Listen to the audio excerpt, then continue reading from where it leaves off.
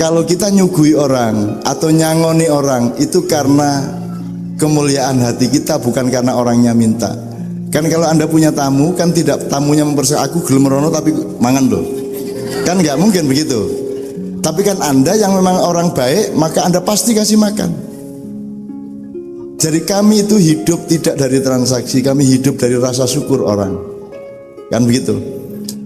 Ada 4 macam uang untuk makannya dan sekolahnya anak-anak kita. 1, uang transaksi. Kalau transaksi itu Anda tahu, yang beli ingin membayar sesedikit mungkin, yang jual ingin mendapat sebanyak mungkin. Jadi nanti terjadi persaingan material kalau uang transaksi. Nomor 2, 3 macam, tidak 4 macam. Nomor 2, uang orang butuh. Orang sedang mengalami kebutuhan dan terpepet, akhirnya jual mobilnya atau jual, bahkan ada yang jual rumahnya dengan harga obral karena saking butuhnya. Kita berhak membeli, tapi kan kurang baik juga, ada kandungan kekejamannya. Jadi juga kurang berkah ini uang seperti ini. Meskipun kita menolong sebenarnya, tapi kan harganya pasti sangat rendah, jadi berkahnya kurang. Nomor 3, uang orang bersyukur.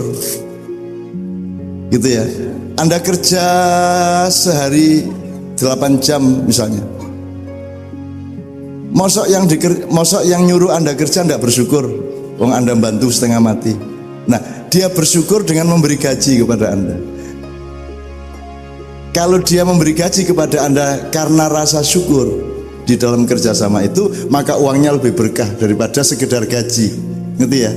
Nah, saya sama Mbak Novia, Kiai Kanjeng dan semua unit saya, sekian sekolahan, sekian unit usaha, unit ma'iyah, macam-macam itu semua hidup dari rasa syukur.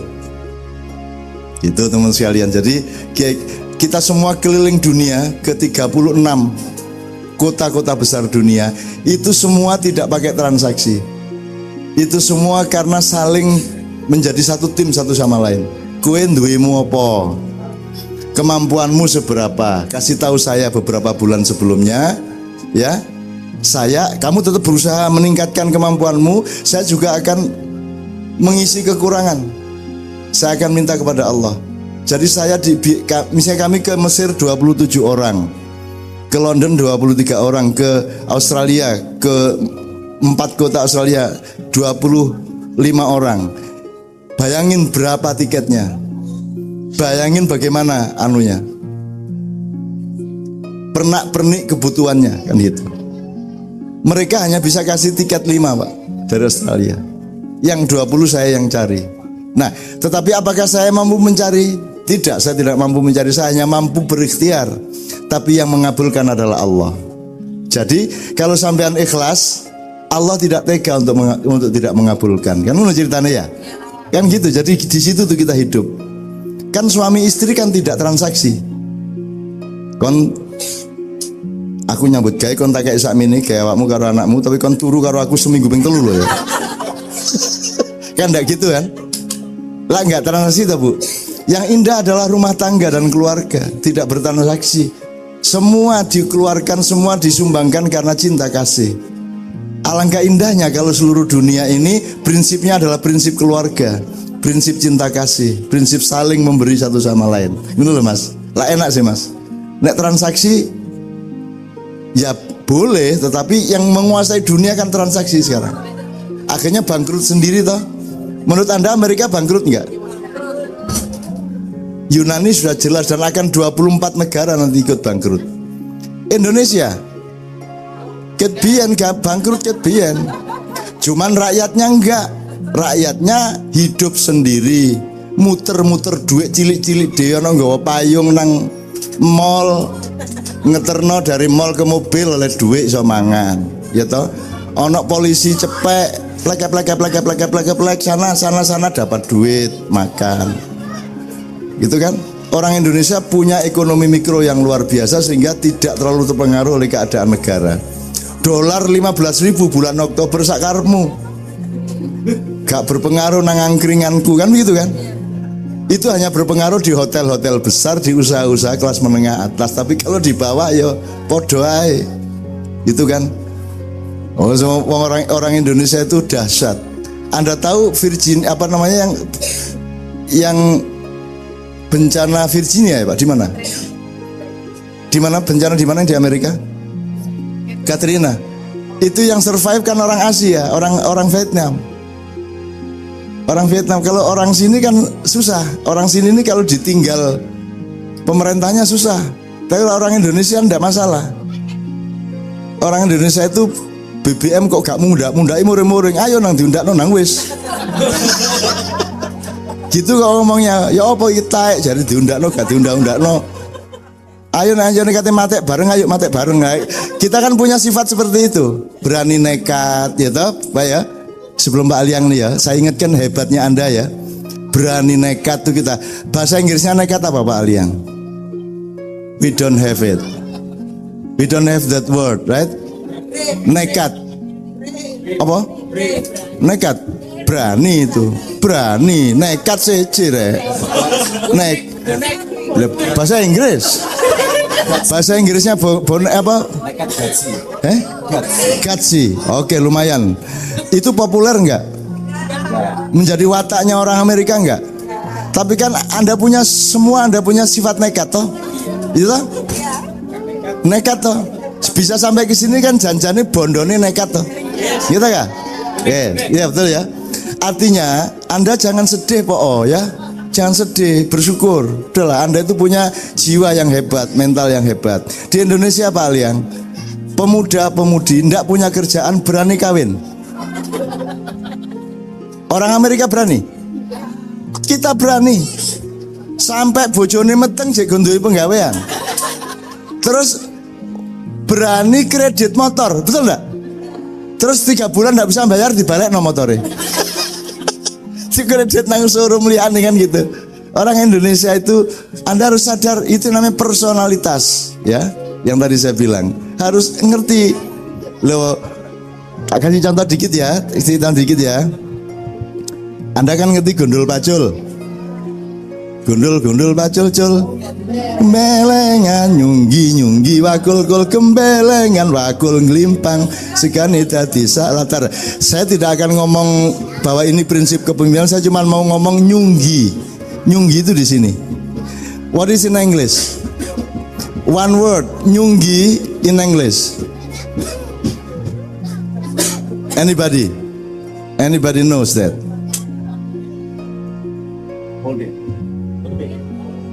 Put things on your head. Ketahuan. Holding, nyekel. Ngene wis, oke. Ini bahasa Inggrisnya. Oke, holding. Oke. Gini. Mikul. Sini. Manggul. Ngene. Ngempet. Ngene. Ngene nyangking. Ngene nyekel biasa. Ngene gendong, bopong gitu mboten. Wes. What is in English? All of that. Yo carry tok. Toyota Carry. Carry tok loh. Saya itu ingin Anda itu menggali kembali kekayaan Anda. Orang Indonesia itu banyak akal. Banyak akal. Gitu loh, malaikatnya diakali, Gusti Allah diakali. Wes ya. Kalau jatuh, what is in English? Fall. Bahasa Jawa? Tiba apa? Bentuknya ya apa? Nek ngene ndelosor, ngene ngeblak, ngene nyungsep, ngene bokongnya mendukur jengking. Bagaimana Anda tidak bangga dari diri Anda? Bagaimana Anda tidak bangga menjadi bangsa Indonesia? Kan gitu. Orang Indonesia kok sedih, itu malaikat kecewa. Orang Indonesia kok sedih, wong melarat aja cengengesan adane. Gitu ya teman sekalian ya. Just to remind you ya. Salam sejahtera atau shalom dari kami umat-umat Kristen yang ada di Philadelphia. Kayaknya yang butuh perkenalan ini cuma saya. Mereka ini udah orang-orang terkenal di Philadelphia, ya kan? Ini mereka semua udah terkenal. Nama saya adalah Samir Rosid. Saya biasa dipanggil Rosid. Saya dipercayakan untuk menggembalakan gereja GBI Rock yang ada di Philadelphia. Pertama-tama saya ingin mengucapkan saya sangat senang sekali. Sabtu kemarin saya juga dapat kesempatan untuk bertemu dan makan siang bersama beberapa teman yang hadir di sini. Dan juga hari ini merupakan suatu kehormatan untuk saya dan teman-teman boleh menjadi bagian dari hari yang istimewa di tempat ini. Jadi terima kasih telah mengizinkan kita untuk menjadi bagiannya. Kalau kami atau saya diminta untuk merefleksi apa yang tadi beberapa hal yang disampaikan. Ada satu ilustrasi yang Cak Nun tadi berikan yang begitu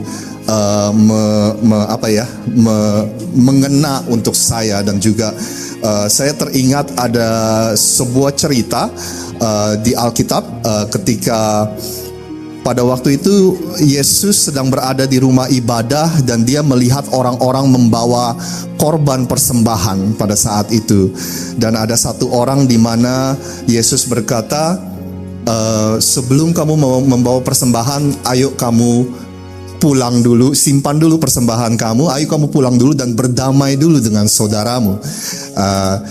Ada satu cerita yang tadi disampaikan, kalau Janun berkata, kalau saya menampar kamu, itu adalah hal yang mudah untuk saya untuk minta ampun kepada Tuhan. Tetapi hal yang sulit adalah untuk mendatangi saudara yang menyakiti, kalau saudara yang kita sakiti dan kita untuk meminta maaf. Hal yang sering saya ajarkan kepada jemaat yang saya pimpin, saya katakan kepada mereka bahwa beribadah, datang hari Minggu ke gereja, membaca Alkitab setiap hari, memberi persembahan itu adalah hal yang mudah.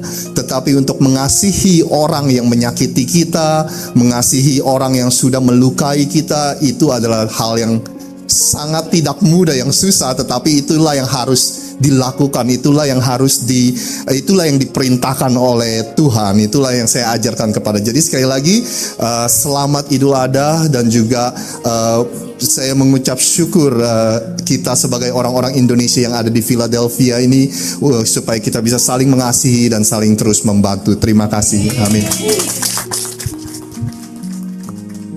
Ya teman-teman sekalian, di teman-teman di wilayah teman-teman komunitas Kristiani maupun di wilayah komunitas Muslim masih harus terus-menerus membangun kembali pemahaman-pemahaman untuk supaya wungkul ya, supaya kohesi umat manusia ini utuh gitu ya. Ini kan banyak dipotong-potong oleh pemahaman-pemahaman yang sebenarnya sifatnya tidak mendasar. Gitu.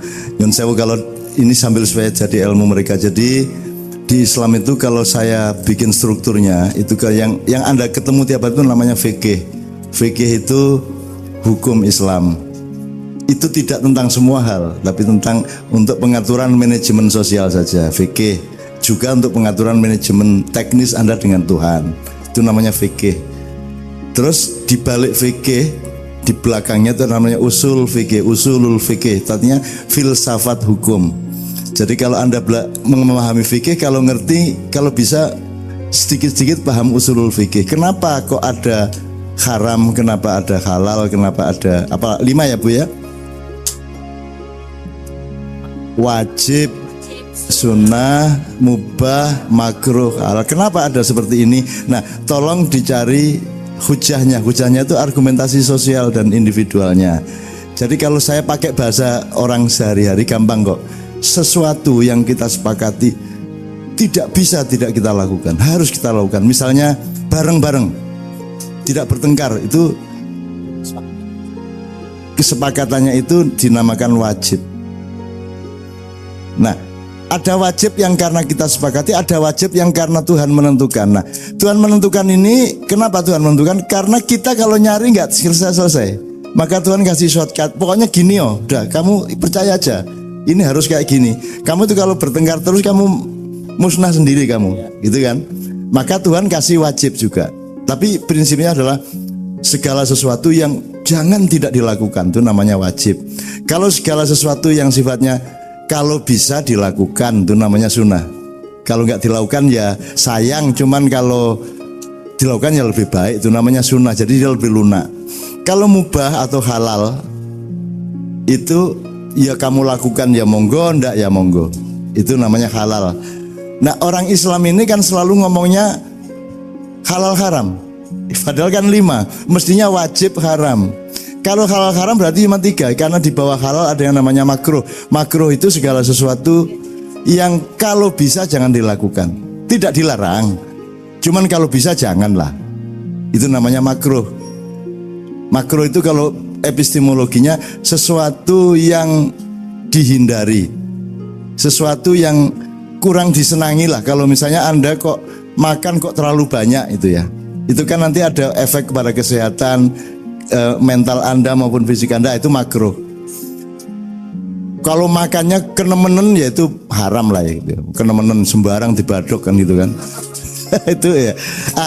Setelah makruh namanya haram itu pokoknya kalau Allah mengharamkan sesuatu itu tolong dipelajari apa secara fisika, biologi atau apapun, difahami apa toh sebabnya kok Tuhan bener-bener nggak bolehin ini, gitu kan. Jadi jangan memahami hukum tanpa ilmu, jangan melakukan sesuatu tanpa pemahaman, kan begitu. Jangan, kalau bahasa Jawanya kan lelaku itu harus ada dasar nalarnya kan gitu.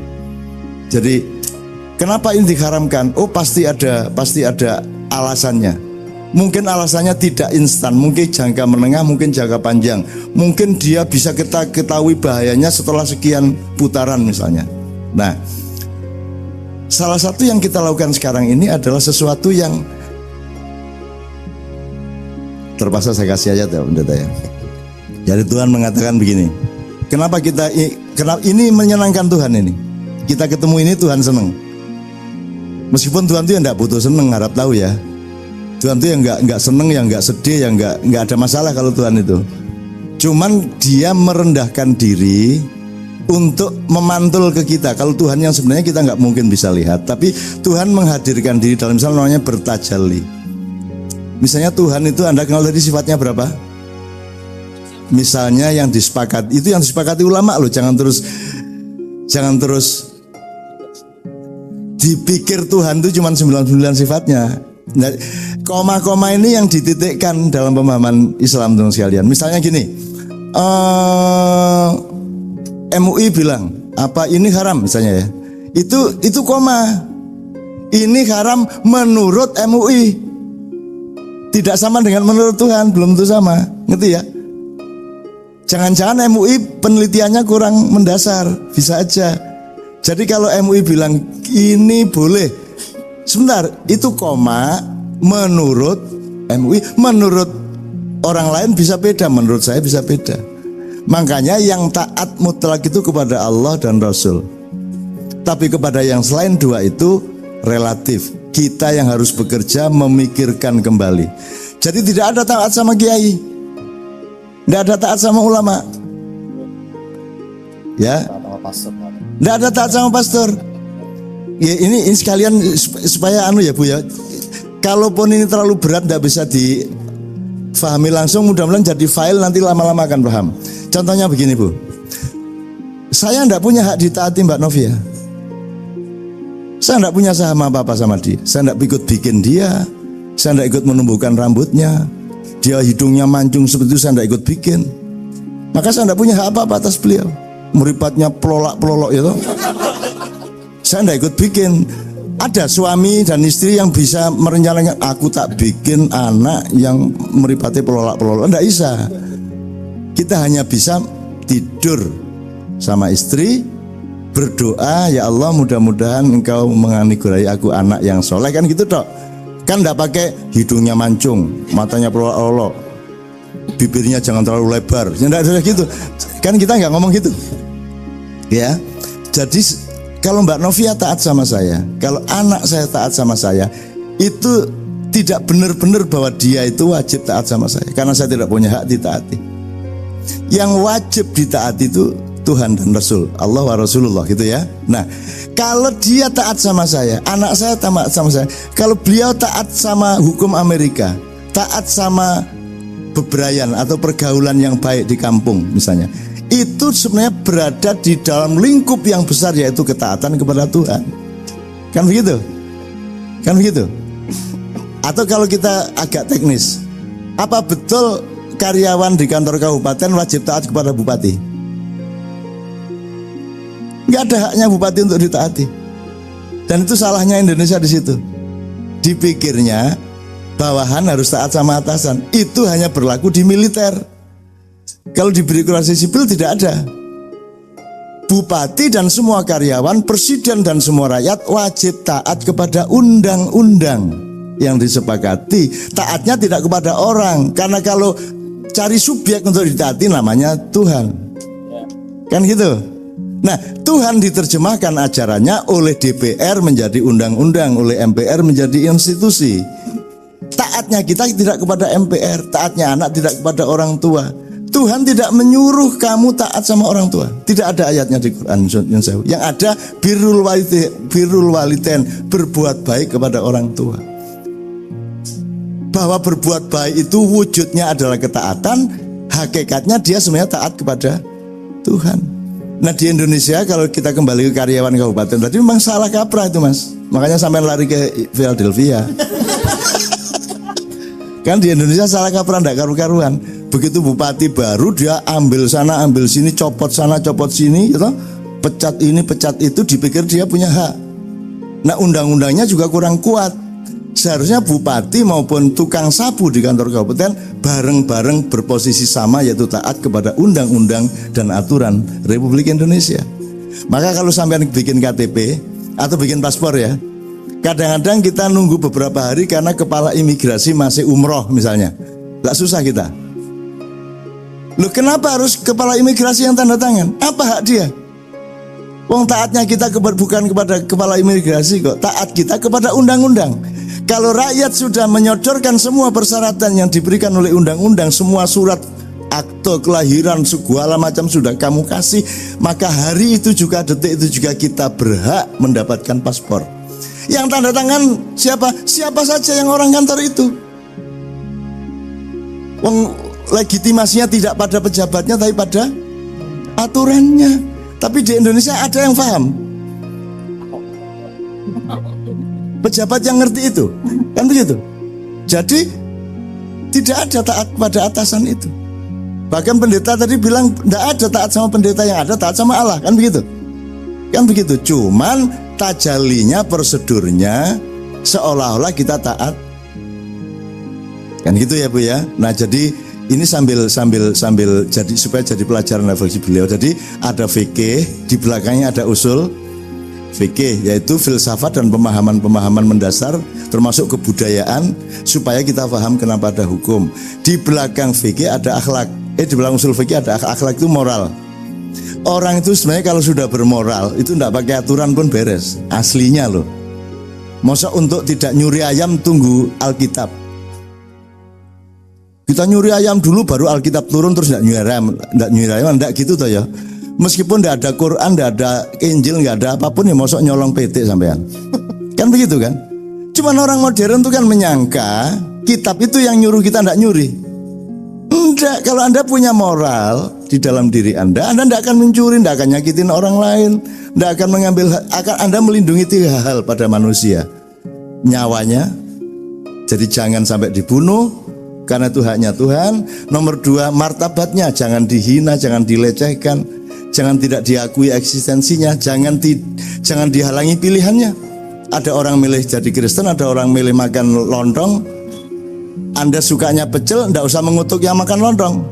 Iki susah di Indonesia iku lak ngono iku. Mentang-mentang senengane lontong pecel disalah-salahno bentino. Wis ta badoken lontonge gak usah nyalano. Pecele ngono lho. Itu prinsip itu sebenarnya yang sekarang agak mulai hilang di Indonesia. Jadi kita hormat sama beliau apa? Karena beliau punya hak pribadi. Beliau menghormati Anda karena Anda punya hak pribadi. Siapa yang benar? Siapa yang benar? Yang benar ada di dalam dirimu masing-masing dan jangan dikeluarkan. tetapi nanti surat kebenaran itu datangnya dari Tuhan. Dan saya berharap semua dikasih sertifikat kebenaran. Kalau saya gitu. Kalau sekarang nggak bisa berdebat. Sementara kita di antara Islam ada yang berdebat. Kalau kamu berdoa mendoakan orang yang sudah mati tidak akan sampai. Ya toh? Gitu toh? Wong bukan bapakmu. Karena yang sampai ke Tuhan itu cuma 3, gitu kan? 1.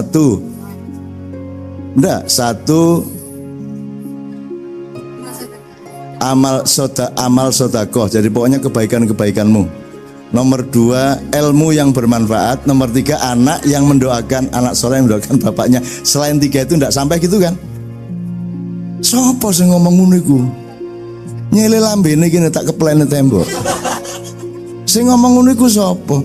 Itu kan idza mata ibnu adama in qata amaluhu. Kalau anak Adam meninggal, terputus amalnya. Terputus amalnya itu tidak sama dengan tidak sampai doanya. Terputus amal itu maksudnya tidak bisa kerja di pabrik lagi, tidak bisa ngurusi warung lagi, itu kan terputus amalnya. Tidak bisa ke Al-Falah lagi, tidak bisa nyambangi gereja lagi, itu maksudnya terputus amalnya. Karena sudah mati fisiknya. Bukan kok doanya tidak sampai. Gitu loh. Wong jelas kok ingkoto itu putus. Amaluhu amalnya. Ilamin salatin kecuali 3 tadi. Gitu. Nah, kalau Anda melihat doa-doanya Nabi Muhammad, kan Nabi Muhammad mendoakan semua umat manusia, semua kaum muslimin yang mati maupun yang hidup, semua didoakan. Nah kalau gitu Rasulullah sia-sia dong. Al-ahya'i minhum wal amwat. Yang masih hidup maupun yang sudah mati didoakan sama Rasulullah. Sekarang kalau memang tidak sampai, bilang sama Muhammad, cari kuburannya. Kamu doa dulu tidak sampai loh. Ayo berani ngomong gitu kamu. Nah yang benar Gus Dur. Gus Dur ditanya orang, Gus, kalau mendoakan mayat itu sampai apa enggak? Terus Gus Dur dengan ngantuk-ngantuk bilang sampai lah. Lo kok Gus Dur berani memastikan, sebentar, doamu balik apa enggak? Ya enggak Gus, ya sudah sampai berarti. Kok enggak balik kok? Lo nak kirim paketnya enggak balik berarti sampai kan gitu. Anak yang paling simpel Gus Dur itu. Lah ngomong balik lah gak mboten Gus, ayo tutuk nang ngono rek. Jadi sudahlah. Tuhan itu semua milik Tuhan. Anda sholat di gereja. Gereja kan urusan mereka menyebut gereja. Anda tidak menyebut gereja karena menurut Anda itu gedung, karena Anda tidak terkait sama teologi Kristen. Bagi mereka juga Al-Falah ini kan Anda anggap masjid. Karena rumah biasa sebenarnya. Benar? Kalau nanti kemana ke masjid, kan orang bayangin wah ono ngene. Enggak ono. Nah masjid, dia menjadi masjid Al-Falah adalah terletak di dalam pikiran dan hatimu. Betul enggak? Nah kata Muhammad, dimanapun engkau bersujud itulah masjid. Mau di sawah, mau di jalan raya, ya cuman jangan di jalan raya. Kecuali pas ditutup. Kok kon mentang-mentang alim, duhur langsung mudun kendaraan sembahyang. Nah gitu ya teman sekalian. Jadi dimanapun engkau bersujud di situ masjid. Ini banyak dilanggar oleh teman-teman kalangan Islam sendiri. Kok kamu sholat di gereja? Loh ini gereja kan bagi mereka, bagi kita itu gedung. Dan yang sampai ke kita adalah kebaikan hati mereka meminjamkan tempat. Masa ono lemah Kristen, ono tembok Kristen, masa tembok ini Kristen, nggak ono tuh ya. Tembok iki PKS, nggak ono. Tembok ya tembok, gedung ya gedung, lantai ya lantai, gitu loh cara berpikirnya, betul enggak? Kadang-kadang hari Minggu beliau memfungsikan itu sebagai tempat peribadatan, terus mereka menyebut itu gereja. Kalau besoknya untuk kenduran ya tempat kenduran. Kok ruwet cara-cara ini yang bener nggak? Angel urip pisan ya Allah ya Rabbi ya Karim. Rasulullah pernah membuka masjidnya untuk peribadatan teman-teman Yahudi, juga teman-teman Kristiani, tidak masalah. Di Indonesia kita belum berani karena mental kita belum kuat. Dan iso ditelorong temen karo tonggo. Bayangan ono kebatian di gereja.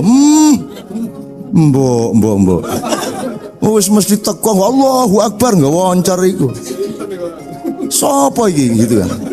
Jadi teman-teman sekalian, ayo kita berpikir lebih rasional, lebih memahami sesuatu secara nalar, presisinya yang jelas. Jadi kan tadi saya bilang, udah ndak usah ngomongin Jokowi dulu, wong kamu ndak paham. Ndak usah ngomongin politik Indonesia, apa lu kon ngomong politik Indonesia itu duduk penggaweanmu, duduk tugasmu, tenang aja Pak. Wis Pak Jokowi, Pak SBY, Pak sapa sak karepe kono, sing penting aku dadi wong apik, selesai. Saya tidak nyakitin orang, output saya selalu bermanfaat untuk orang lain, that's all life. Yes. Gitu ya. Kalau Anda bertugas sebagai Indonesianis politolog lah, baru Anda tanya itu. Politolog itu hanya ya politolog, orang yang ahli politik, sama dengan sosiolog itu kan orang yang ahli ilmu sosial itu. Lagi ini apa menurut dadi politolog? Nyambut gawe kadang-kadang Senin Kemis sedane dikon dadi politolog. Lah apa gitu ya? Oke. Saya lengkapi depan sendiri fikih, usul fikih, akhlak. Di belakang akhlak ada yang namanya akidah. Kalau kita menyebutnya teologi, apa kalau di Kristen saya nggak tahu. Pokoknya akidah ini urusan hubungan sama Tuhan, kepastian yang padat bahwa saya diciptakan Tuhan, bahwa Tuhan saya itu begini, saya begitu. Itu namanya teologi. Di belakang teologi ada yang namanya takwa. Takwa itu adalah online-nya kita terus-menerus dengan yang menjadi sumber dan akhir dari kehidupan kita. Dari sanalah kita berasal dan dari kesanalah kita menuju. Itu namanya takwa. Seluruhnya tadi namanya iman. Itu konco-konco. Nah saiki wis gak karu-karuan iman takwa wis dicampur aduk gak karu-karuan, endi kacang di kedele wis gak karu-karuan saiki. Gitu kan, setiap pengajian selalu disebut mari kita tingkatkan iman dan takwa.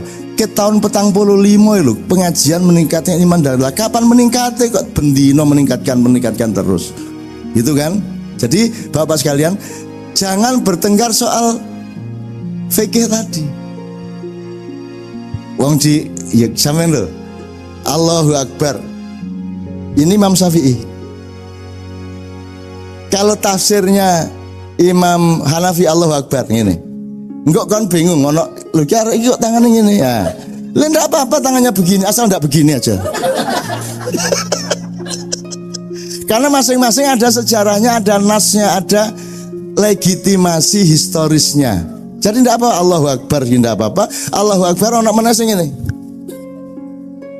Terus kita arek iki aras-arasen sembayangnya ngene. Ono meneh saking sregepe Allahu Akbar itu diputer karena hatinya enggak kunjung khusyuk. Allah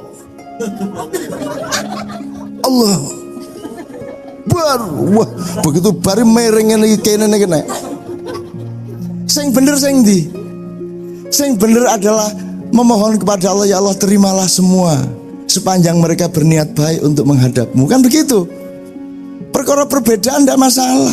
Apa tahiyat at-tahiyatul mbak ono sing gini terus asyhadu alla ilaha illallah wa Muhammad Rasulullah baru gini kan ono menasing langsung at-tahiyatu langsung gini begitu Muhammad Rasulullah ci angel ya arek saya bilang Cak Nun yang bener yang mana saya berpihak kepada orang yang tidak gini arep ngopo gue mergo gak duwe driji karena enggak punya jari-jari. Kamu itu berdebat soal, kamu enggak punya berdebat soal itu kan menyakiti hati orang yang enggak punya ini. Kamu itu bagaimana? Nanti ada jaran kepang, barongsai, haram itu, haram. Terus kan mangan beling. Wah, mangan beling, semprong pangan. Saya pernah itu soalnya. Mangan semprong, kriuk. Silet tak makan set. Saya di Amerika, di Filipina lama saya. Kalau cari duit pakai pura-pura mama bu mangan gitu ya. Terus wah banyak orang ngasih duit lumayan aku bisa pulang ke Indonesia. Terus wah itu bekerja sama setan buktinya bisa mangan beling. Loh kamu kok tahu kerja sama setan? Kamu berarti pernah ayo. Kok kamu tahu kalau itu kerja sama setan? Kamu punya pengalaman, kamu punya ilmu, kan kamu gak tahu apa-apa. Dengan setan apa tidak kan kamu gak tahu apa-apa. Kok kamu nuduh-nuduh? Ono meneh itu haram. Gini loh. Orang ini tidak bisa makan nasi, tidak bisa beli, terus terpaksa makan beling. Sebenarnya yang harus kamu lakukan adalah membawa bungkusan nasi, bukan mengharamkan dia, gitu loh. Nggak pernah ngasih makan, marah, kan gitu orang-orang ini. Ya, jadi Bapak sekalian, tolong di sini tidak ada pertengkaran fikih. Umpamanya taraweh, ada yang 23 rakaat dengan witirnya, ada yang 11 rakaat. Di sini berapa? Kalau ada yang ingin 23, begitu 8 rakaat, Anda minggir. Anda terusin sampai 20, terus witir sendiri. Tidak masalah toh.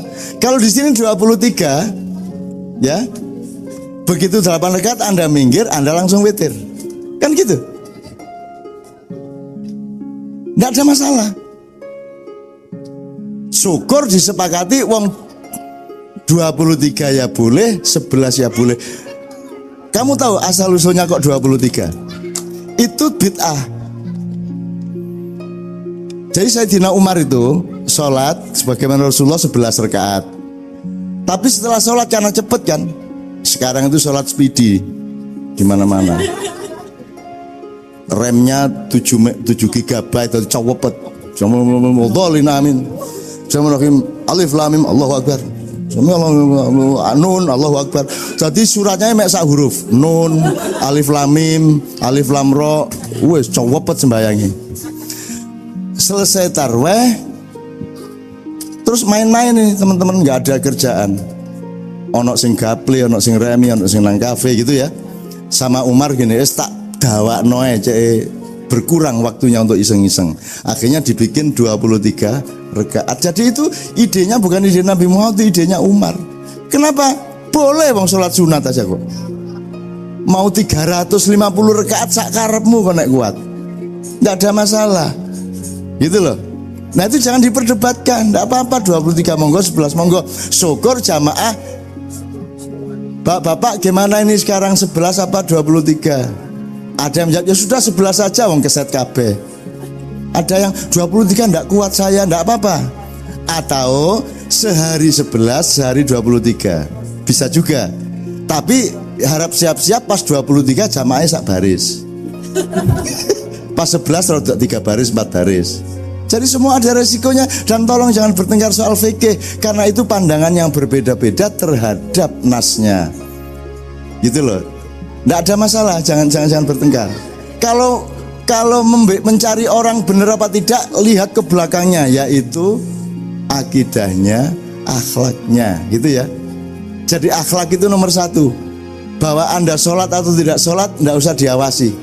Ibarat warung, biarin itu wajannya pakai merek apa, gorengnya tuh ngene tak ngene sakarepe wis. Sing penting sing disugono sehat dan enak, kan gitu. Hidup itu begitu. Oke, terakhir teman-teman sekalian.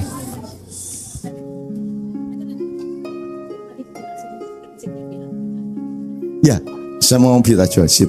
Bid'ah itu apa bu artinya? Bid'ah itu segala sesuatu yang tidak diperintahkan oleh Rasulullah, tidak dianjurkan dan tidak dilakukan. Itu semua bid'ah. Wes tit ya. Tapi sekarang Anda ingat, hukum itu ada dit itu bahasa Jawa Timur ya, dit ya. Hukum itu kan ada skalanya. Perda Kabupaten Belitung tidak berlaku di Kota Madya Palembang, betul enggak? Jadi sekarang kalau ada hukum, fahami dulu, tanyakan ini skalanya seberapa. Skalanya ini berlaku di mana? Saya dikejar tentara di zaman NIPA sama polisi di Kabupaten Sampang. Saya gini-gini sampai ganti-ganti mobil, ganti pakaian supaya tidak dikenali. Tapi begitu saya melintas sampai ke Kabupaten Bangkalan, mereka tidak bisa nangkap lagi karena urusannya Sampang. Jadi hukum di Sampang beda dengan di Bangkalan. Nah, bid'ah adalah sekali lagi segala sesuatu yang tidak dikerjakan Rasulullah, tidak dianjurkan dan tidak dilakukan. Tapi skalanya di mana? Ini Bangkalan apa Sampang apa nasional? Kalau ini berlaku nasional ya monggo. Nah, saya ingin katakan sama Anda, kalau ini berlaku umum, tidak ada batas perdanya, maka segala sesuatu yang tidak dilakukan Rasulullah, tidak diperintahkan dan tidak dianjurkan, jangan dilakukan. Misalnya mikrofon. Tidak ada Nabi pakai mikrofon. Tidak boleh pakai mikrofon, bid'ah. Modar gue. Listrik, kipas angin, foto, video. Tidak ada Nabi videoan, tidak ada. Twitter, cari nama nabi-nabi di Twitter kalau ada. Jadi Twitter berhenti, Facebook berhenti, internet berhenti. Tidak ada nabi bikin negara bubar semua. Ayo modar gue lagi. Pesawat, tidak ada nabi naik pesawat. Pulang Indonesia berangkang, ngelangi. Berangkang itu merangkak, ngelangi itu berenang. Ayo kalau kalau itu berlaku umum, berarti Anda tidak bisa hidup. Sepatu, tidak ada pakai sepatu Nabi. Yang paling sukar celana dalam. Kita tidak bisa nyelidiki. Nabi-nabi dulu pakai celana dalam cuman kain diubet-ubet karo gini. Jadi itu ada skalanya. Ada wilayah di mana bid'ah itu berlaku, yaitu wilayahnya rukun Islam. Jadi ada dua masalah, dua skala. Satu ibadah mahdhoh, yaitu rukun Islam. Satunya lagi ibadah muamalah. Jadi berlakunya bid'ah itu hanya di ibadah mahdhoh, tidak berlaku di ibadah muamalah. Ibadah mahdhoh itu apa? Rukun Islam, sholat, misalnya syahadat, tidak usah ditambahi. Asyhadu an la ilaha illallah wa anna Muhammadar Rasulullah wa asyhadu anna Lutfi imamul falah. Tidak usah. Ya, dah cukup. Asyhadu an la ilaha illallah Muhammadar Rasulullah, titik. Nah, kalau kamu tambahi berarti bid'ah. Dah, sholat, sudah. Take it or leave it. Sholat itu Allahu Akbar. Nggak perlu bikin lomba sholat dengan gerakan silat cimande. Allahu Akbar. Sami Allahu liman hamidah. Itu bid'ah. Puasa Ramadan, saya kuat kok. Saya puasa mulai subuh sampai isya. Itu bid'ah. Pokoknya maghrib secepat mungkin harus berbuka. Jadi kalau 5 itu dirubah berarti bid'ah. Di luar 5 itu tidak ada bid'ah. Yang ada melanggar Allah apa tidak. Jadi kalau Rasulullah tidak pernah naik sepeda, kamu boleh naik sepeda. Lah kalau semua yang tidak dilakukan Rasulullah terus tidak boleh kita lakukan, lah kowe njur ngopo kowe? Naik haji sekarang ini sampai ada kecelakaan. Itu bayangin kalau mereka menuruti Rasulullah, meniru Rasulullah. Rasulullah tuh tawaf ngelilingi itu pakai onta. Saiki jaya wong 2 juta nganggo unta. Mubengi Ka'bah bandane taeke sak mbrek ngono ya. Ya, nonsian ya. Jadi ngerti bid'ah itu gimana?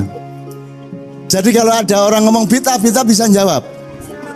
Bid'ah itu hanya berlaku di ibadah mahdhoh. Kalau di ibadah di luar mahdhoh, yaitu muamalah, bergaul sama beliau, baik sama orang lain, bikin kapal, bikin handphone, itu tidak bid'ah. Hukumnya hanya merugikan orang lain apa tidak, menyakiti orang lain atau tidak. Kalau menyakiti orang lain berarti jelek. Gitu loh sekarang. Nah, jadi saya mohon izin, refleksi dari beliau tadi akhirnya menjadi ilmu kita bersama. Dan pilihan kita masing-masing tidak ada masalah, karena Allah mengatakan walikullin wijhatun huwa muwalliha fastabiqul khairat. Bukan hanya setiap orang, setiap umat, setiap komunitas, apa saja sama Allah dibikin macam-macam. Apa saja, siapa saja. Tidak hanya bersuku-suku, berbangsa-bangsa. Nyun sewu ya, sampean kelihatannya Chinese ya, Batak. Oke, ya sampean Batak tapi rodok Pakistan sampean. Ya toh, kalau diurut-urut, apa benar sampai kesananya sampean Cina murni? Belum tentu. Anda pikir saya tidak punya darah Cina? Saya tuh campuran Cina, Arab, Jawa. Tapi kan gak ketok Cina. Jadi kalau apa meneh Arab. Jadi ndak ada. Gus Dur itu juga ya sama, Gus Dur itu ya darah Cina, darah Jawa, darah Arab. Jadi kalau sekarang kita mau ngomong oh ini Cina ini Jawa, angel wisan, wis campur aduk gak karu-karuan. Petik campur bebek, bebek campur banyak. Lah ruwet ini kalau kamu nyari-nyari perkara berdasarkan yang disebut ras, nggak bisa udah. Sekarang Islam Kristen aja kalau kita ngomong kualitatif sudah susah. Kalau kuantitatif gampang, oh ke gereja Kristen, ya Katolik. Kalau ke masjid Islam. Kalau ke masjid ada tahlilan NO. Kalau ke masjid tidak ada tahlilan PKS. Umpamanya ya, gampang. Tapi kalau ngomong kualitatif, perilaku, iman yang di dalam dada, nggak bisa Anda ngelihat. Benar nggak? Islam itu sebenarnya dalam bahasa Inggris itu adjektif apa ya? Kata kerja apa? Kata sifat. Jadi kata sifat yang bekerja, ngerti nggak? Liberation itu kan kata benda tapi kan dinamis. To liberate. Jadi Islam itu artinya to liberate. Aslama liberating. Islam liberation. Gitu. Muslim liberator. Kan gitu aslinya. Jadi karena kita bukan apa namanya? Karena Islam itu bukan Muslim tapi Islam, maka dia bersifat dinamis. Jadi Anda kadang Islam, kadang Muslim, kadang tidak. Benar nggak? Benar nggak? Pas Anda berbuat sesuai dengan kemauan Allah, Anda Muslim. Pas ngentit bolos, Anda tidak Muslim. Benar nggak? Jadi nggak bisa ini Kristen 100%, ini Muslim 100%, nggak bisa. Dalam beberapa hal beliau Muslim, dalam beberapa hal Anda disebut Kristiani. Saya kata Romo Mangunwijaya dulu, Cak Nun itu seorang Muslim yang sangat Kristiani. Loh, nganut aja aku Bapak. Tidak masalah. Saya juga mengatakan Romo Mangun itu seorang Kristiani yang sangat Islami. Itu kan soal bahasa beda-beda, tidak masalah. Kayak ayam tadi itu loh. Gitu loh teman-teman. Jadi tolong jangan hanya berpikir simbolik, jangan hanya berpikir formal, jangan hanya berpikir material, ilmu katon bahasa Jawanya, hanya yang kelihatan mata. Tapi mari kita berpikir substansial, intinya, hakikatnya, hakikinya apa. Kira-kira gitu ya.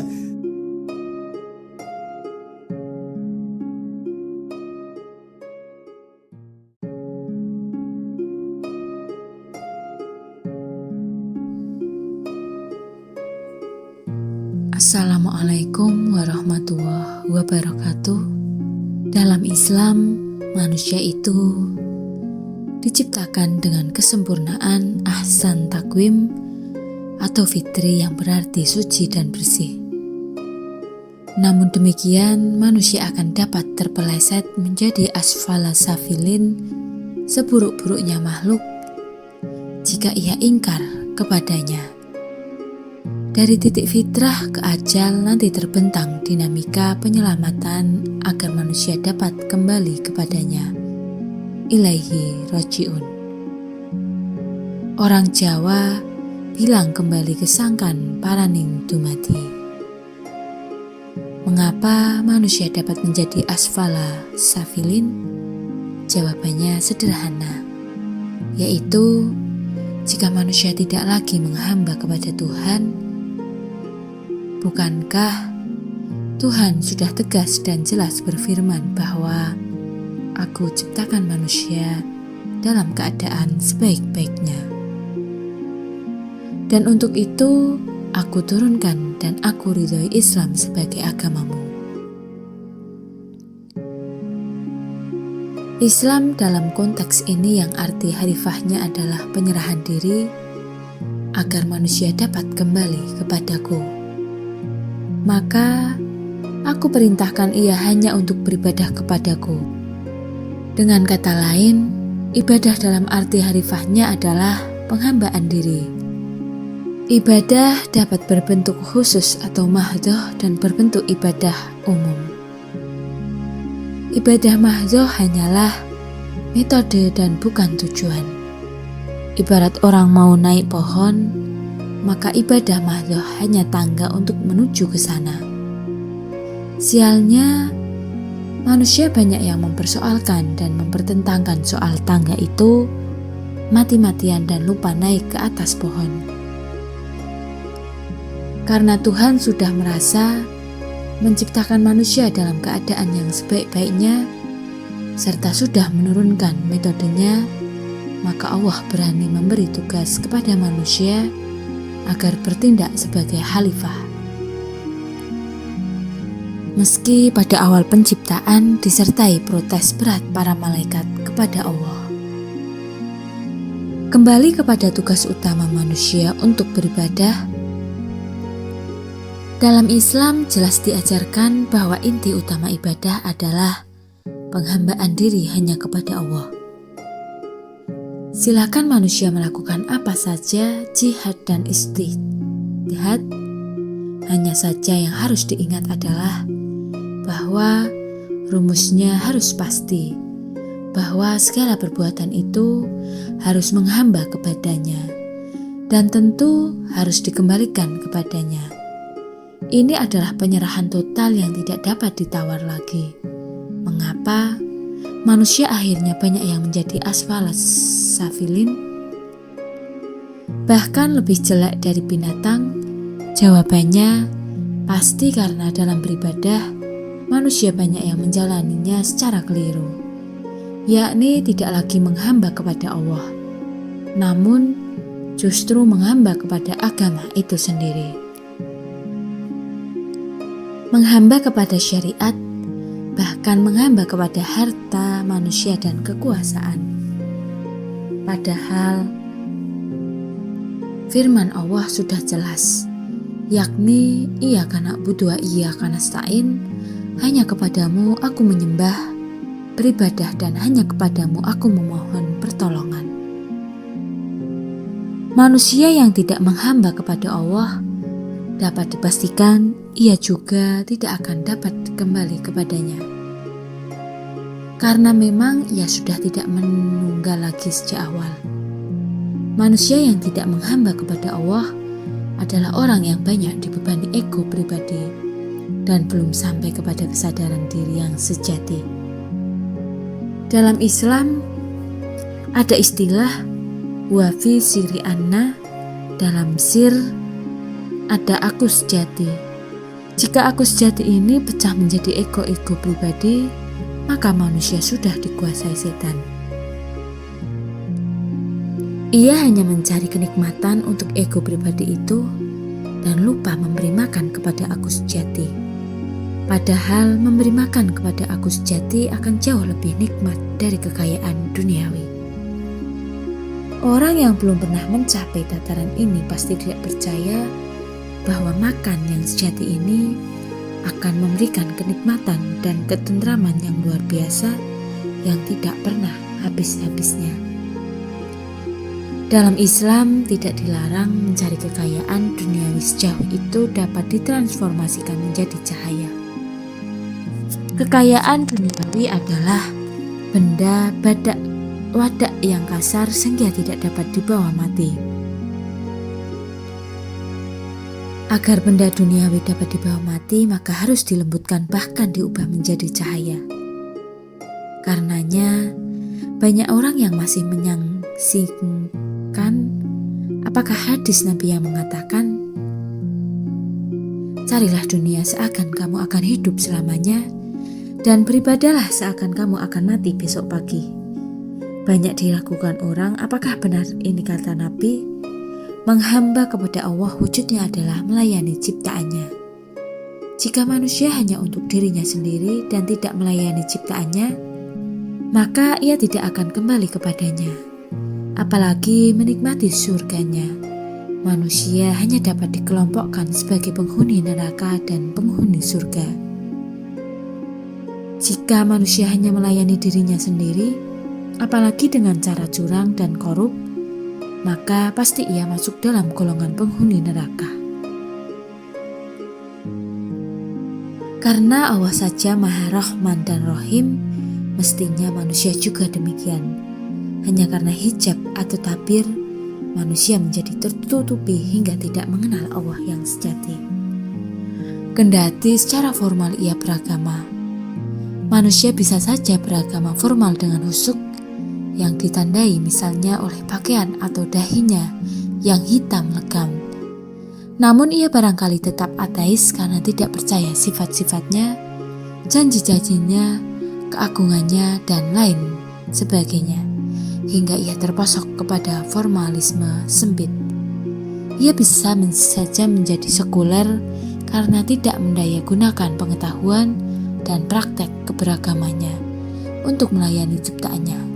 Artinya, ia hanya puas setelah merasa menyembah Allah dan merasa beragama, meski agamanya tidak berdampak terhadap kehidupan di sekitarnya. Artinya, ia hanya mementingkan input bukan output dalam beragama. Padahal manusia itu diciptakan oleh Allah dari cahaya yang terpuji, dan Allah itu sendiri adalah cahaya di atas cahaya. Nur ala Nur, Quran Surat 24 ayat 35.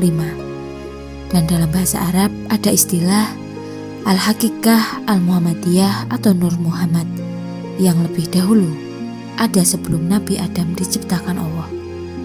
Selain diciptakan dari sumber yang sama, cahaya Nur Muhammad, manusia juga diberi oleh Allah kelengkapan dan perangkat sebagai penjaga dirinya.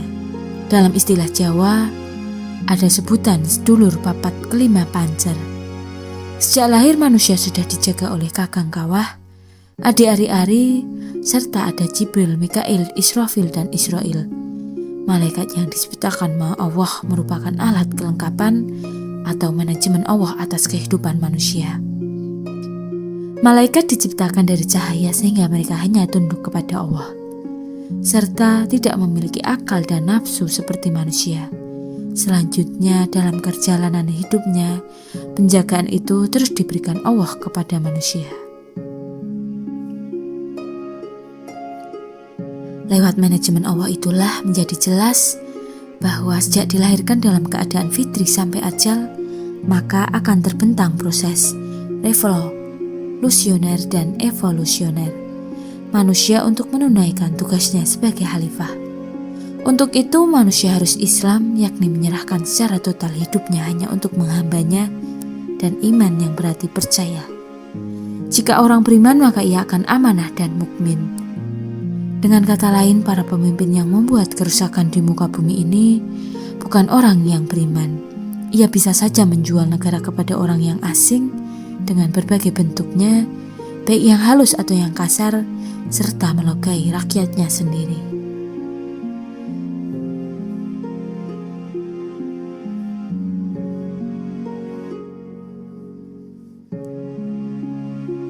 Padahal orang yang tidak beriman tidak akan diseru oleh Allah. Bacalah dalam Quran, maka akan terbaca bahwa Allah banyak memanggil dan menyeru kepada orang-orang beriman. Maka jelaslah bahwa jika negara masih terus dikelola dengan cara yang korup, maka mereka akan termasuk orang yang tidak beriman sekaligus kafir. Kata kafir bukan hanya untuk sebutan bagi orang yang tidak percaya Tuhan, namun juga bagi mereka yang beragama, namun menutup diri terhadap nikmat Allah dan nasihat orang lain. Bagaimana tidak kufur nikmat jika dianugerahi negara yang kaya raya namun disia-siakan? Bagaimana mau menerima nasihat orang lain jika para pemimpin tidak pernah mendengarnya? Kecerdasan manusia untuk merohanikan apa yang ada pada dirinya, maka akan lebih mudah mendekat dan masuk ke dalam cahaya Allah. Itulah cahaya di atas cahaya. Sekian, wassalamualaikum warahmatullahi wabarakatuh.